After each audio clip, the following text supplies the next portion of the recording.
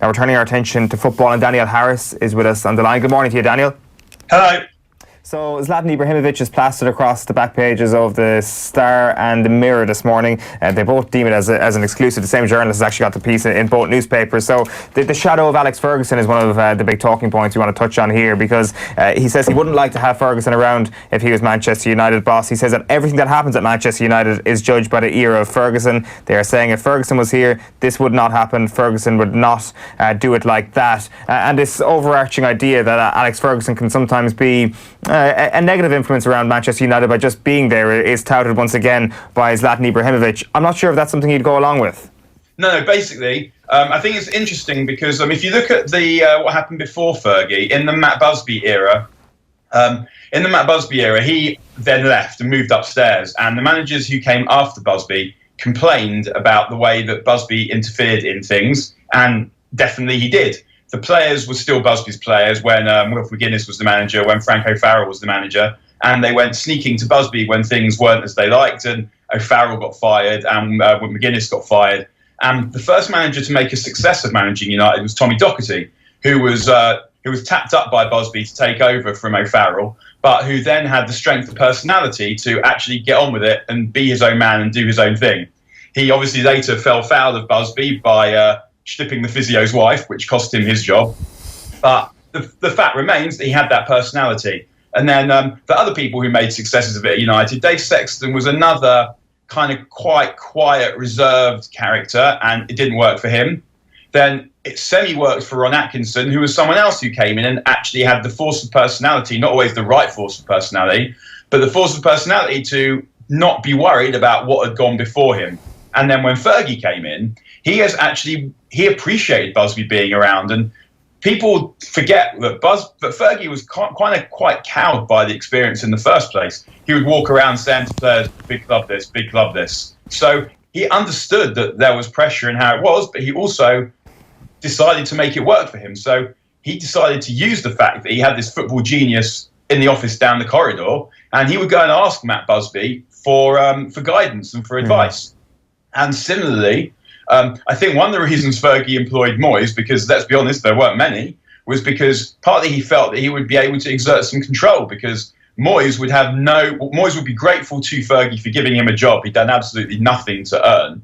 And then he would obviously come and ask Fergie for advice because he was David Moyes and Alex Ferguson was Alex Ferguson. So why wouldn't he do that?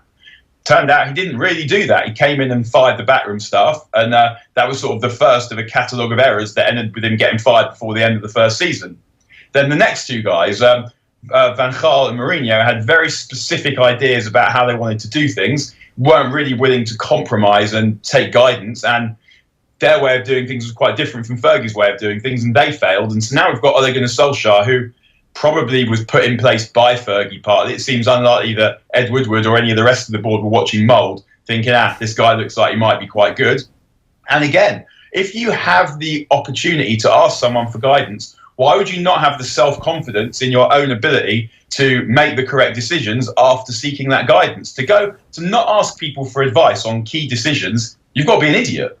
And you've got to have the self-confidence in your own force of personality and your own ability to separate the good advice from the bad advice and be your own man. And I think that that's quite a crucial part of doing any job well, but particularly a job like being Manchester United manager. So having Alex Ferguson around should be good. Like you can look at it from your own professional perspective. If I'm writing a big piece, I've got people that I show it to because I respect other people's opinions, and I back my judgment to then make the correct decision based on the advice that I get. And if you don't do those things, you're just too far up your own arse and an idiot.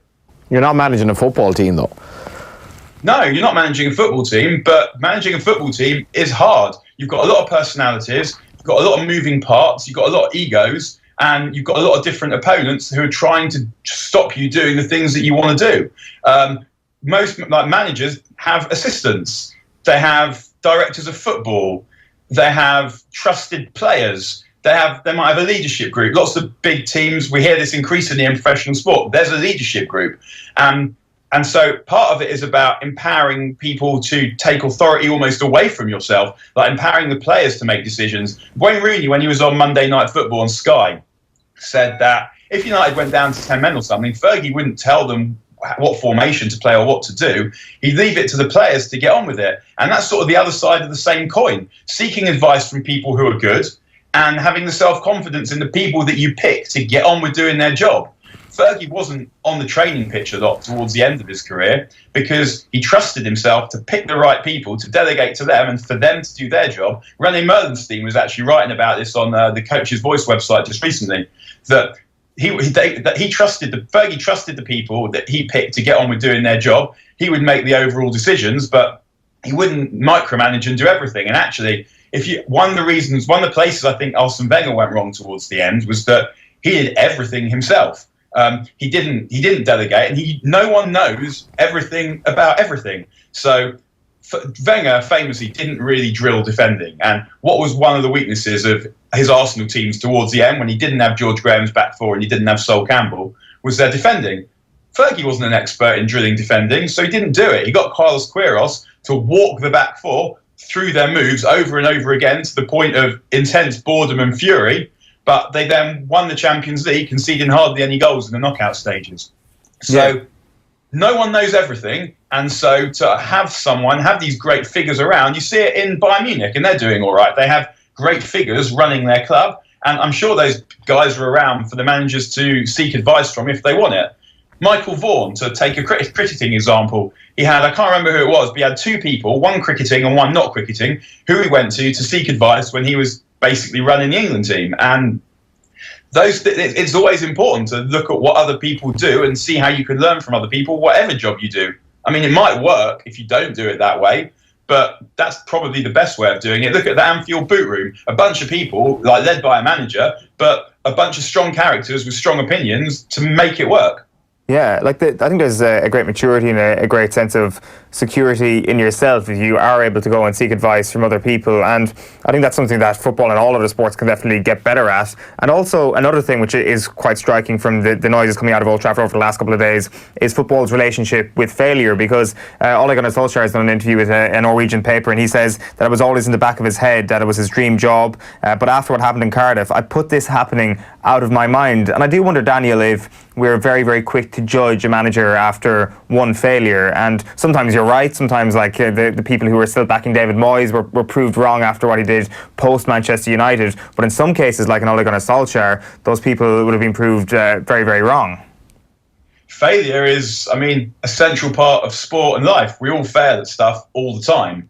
And specifically in sport, certain people are equipped for certain jobs, but not necessarily for other jobs. So Fergie failed at St Mirren, and Aberdeen was very good for his personal characteristics of being this motivational genius and having a really good eye for a player. That worked really well for him, and eventually United worked really well for him as well. But it's not necessarily the case that if he'd have got different jobs, he'd have succeeded at those, because maybe he would have needed to be he wasn't a tactical genius. He was interested in tactics and he was quite good at them. He wasn't a tactical genius, but maybe if he'd have been in a job where he didn't have such good players, the tactical element would have been more important. If Pep Guardiola had started his career at Huesca or Getafe or wherever, not with the greatest midfield of all time and Lionel Messi, then maybe his career would have gone differently. But he was the right man in the right place at the right time. Pep Guardiola's genius is extracting the most from elite level talents. There may be other facets to that genius that we don't know about. So maybe he could go to Leicester and make them title winners. Maybe he could go to Everton and get them regularly in the Champions League. We don't know that, but as far as we know, he's got this very specific genius that works in a very specific format that the likelihood is it probably wouldn't work somewhere else. And Ole Gunnar Solskjaer, to go back to that example, he wasn't the right guy for Cardiff because he inherited a team mid-season that had been managed by Malky Mackay, and they were doing okay. They looked like they were probably going to avoid relegation, but they also looked like, when you looked at the squad, probably the worst amongst the worst three squads in the league. And he tried to get them to play football in the middle of a season where they were doing all right by not playing football. And it didn't work. And he went away from that experience and he learned from it. Now, doesn't mean he's the right manager for Man United just because of that, but yeah, if you fail at doing one thing, it doesn't mean that there's this other similar thing that's actually also quite different that you won't be able to do several years later after you've learned from your failures and improved. The last thing we wanted to get you on, Daniel, is just ahead of the international break. the cheapness of caps in the year 2019, because you had a good tweet the other day saying that how it's mad how little you have to do to actually win a cap these days. You mentioned Lee Sharp winning a lot of trophies before he actually got his first cap, and then Hudson-Odoi, in contrast, has made 8 league appearances, 0 starts, and is yet to score. Would that be one of the cheapest caps handed out by England? It's pretty cheap, but at the same time, I also said in that same tweet that I don't know if this is a bad thing, because first of all, it means that, it's kind of necessary in this era because there aren't as many English players knocking about. So it's partly a product of the Premier League, but also it means that there's less security of tenure for people that aren't getting it done, and better, more quick promotion. So what you've got Gareth Southgate, and what he's trying to do is he's trying to build a team. So they see a player like Callum Hudson-Odoi, and rather than saying, have you made an unarguable case for your inclusion, he's saying, do I think that you're a talent and a player that I can go forward with? And so if that's the case, you may as well integrate someone sooner rather than later.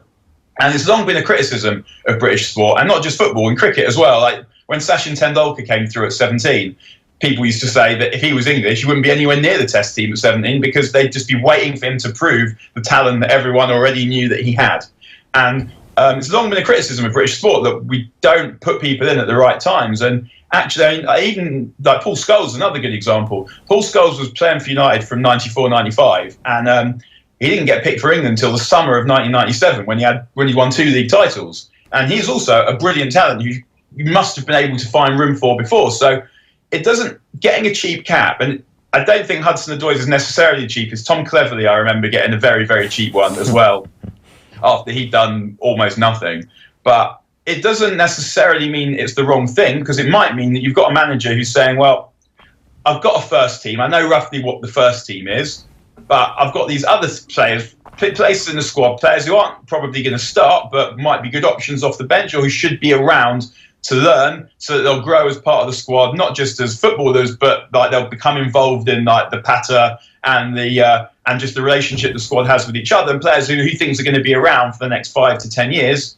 Then it makes sense to get them in ahead of someone else who's not really going to play. And so I wasn't necessarily criticising the decision to pick Hudson-Odoi. I was just really pointing out the difference between how things are now and how things used to be. And because Lee Sharp had to do a lot before he got his debut, but actually what I remember thinking at the time, admittedly I was a child, was that Lee Sharp should have been in the England squad first. It's not, isn't this England squad great? It's taken them so long to pick Lee Sharp because that England squad wasn't great. It's more that actually it was all right, but it's more that why hasn't Lee Sharp been picked before when you see someone tearing it up in the league? And now obviously Hudson-Odoi hasn't torn it up in the league at all, and makes you think that someone somewhere is getting something wrong, because you've got Bayern Munich who want to buy him, you've got Gareth Southgate who wants to pick him, and you've got Chelsea who are struggling to score enough goals, and Sarri doesn't want to pick him. So someone's getting something wrong. But it's just I think it's probably on balance things changing for the better that caps are cheap. It's just international football, I guess, isn't viewed as an end in itself anymore. It's just viewed as something that happens rather than something that you have to work towards. You don't have to do very much, certainly if you're English, to get into the squad. I mean, you have to do more if you're German and more if you're Italian usually. But if you're English, you don't have to do more. And that's quite nice, because one of the things that people enjoyed about Gareth Southgate's squad in the summer was the freshness. And I mean, can anyone say that Jadon Sancho hasn't done a lot in the game, but he's torn it up for half a season in the Bundesliga? Is that not enough to get into the England squad? I think on balance it probably is. Daniel Harris, great stuff. Thanks, Molly. We'll chat to you soon. No, see you again.